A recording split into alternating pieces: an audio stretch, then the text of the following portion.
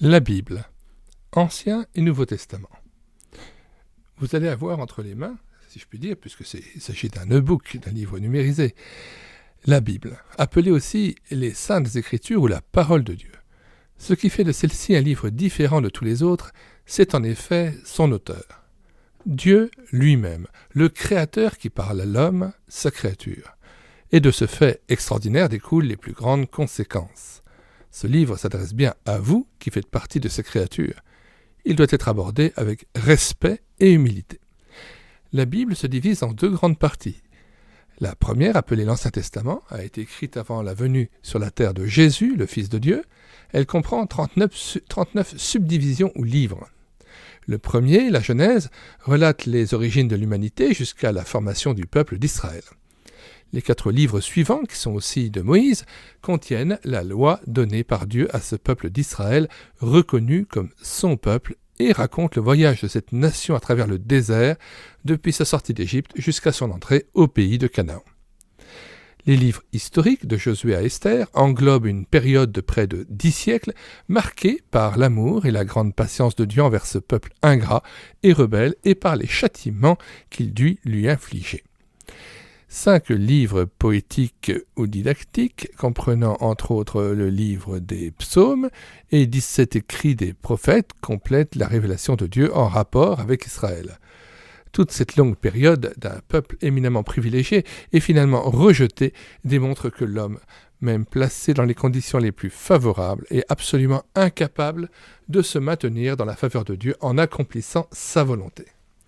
Mais en même temps, toute cette première partie de la Bible annonce la venue sur la terre du Fils de Dieu, de Jésus-Christ, le Messie promis qui va enfin rendre possible des relations heureuses et durables entre l'homme et Dieu.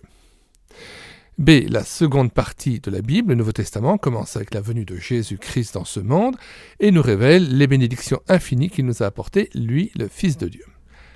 4 évangiles rapportent chacun sous un jour particulier le passage sur la terre de cette personne divine qui s'est abaissée jusqu'à vivre une vie d'homme parfait, et à mourir sur la croix pour sauver ceux qui croient en lui. Les actes des apôtres montrent comment le message de ce grand salut a été proclamé dans la puissance du Saint-Esprit et reçu avec foi par des multitudes qui sont ainsi passées de la perdition à la vie éternelle et constituent l'Église ou assemblée.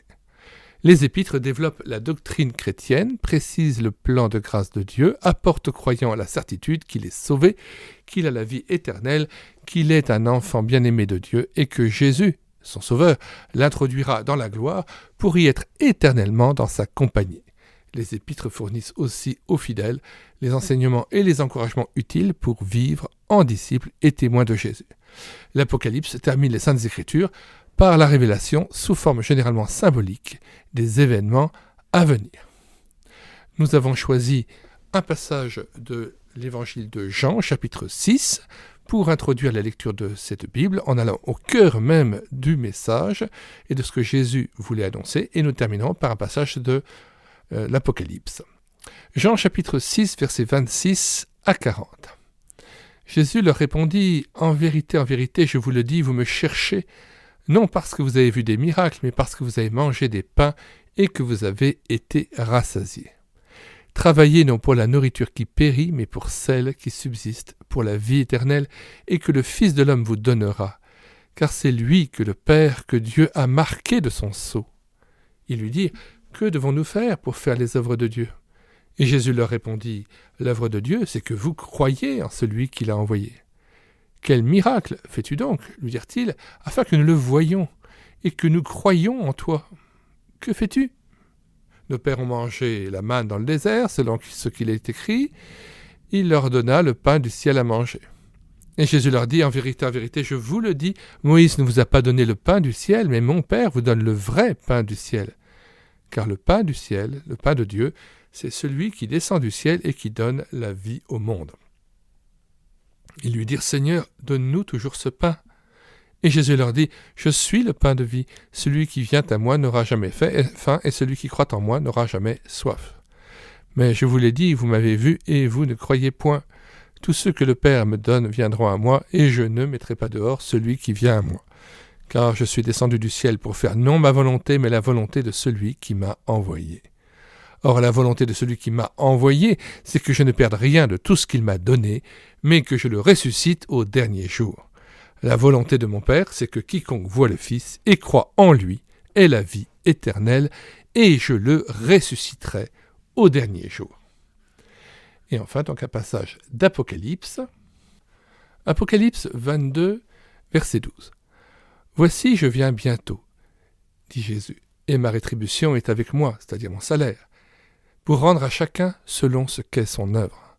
Je suis l'alpha et l'oméga, le premier et le dernier, le commencement et la fin. Heureux ceux qui lavent leurs robes, afin d'avoir droit à l'arbre de vie et d'entrer par les portes de la ville, dans la ville. Dehors les chiens, les enchanteurs, les impudiques, les meurtriers, les idolâtres, et quiconque aime et pratique le mensonge. Moi, Jésus, j'ai envoyé mon ange pour vous attester ces choses dans les églises. Je suis le rejeton et la postérité de David, l'étoile brillante du matin. Et l'esprit et l'épouse disent « Viens », et que celui qui entende dise « Viens », et que celui qui a soif vienne, que celui qui veut prenne de l'eau de la vie gratuitement. Je le déclare à quiconque entend les paroles de la prophétie de ce livre. Si quelqu'un y ajoute quelque chose, Dieu le frappera des fléaux décrits dans ce livre. Et si quelqu'un retranche quelque chose des paroles du livre de cette prophétie, Dieu retranchera sa part de l'arbre de la vie et de la vie sainte décrits dans ce livre. Celui qui atteste ces choses dit « Oui, je viens bientôt. Amen. Viens, Seigneur Jésus. Que la grâce du Seigneur Jésus soit avec vous tous. » Et enfin, pour terminer, je ne puis résister au désir de vous lire ce passage de 1 Jean 1, versets 7 à 10. « Si nous marchons dans la lumière comme il est lui-même dans la lumière, nous sommes mutuellement en communion et le sang de Jésus son Fils nous purifie de tout péché.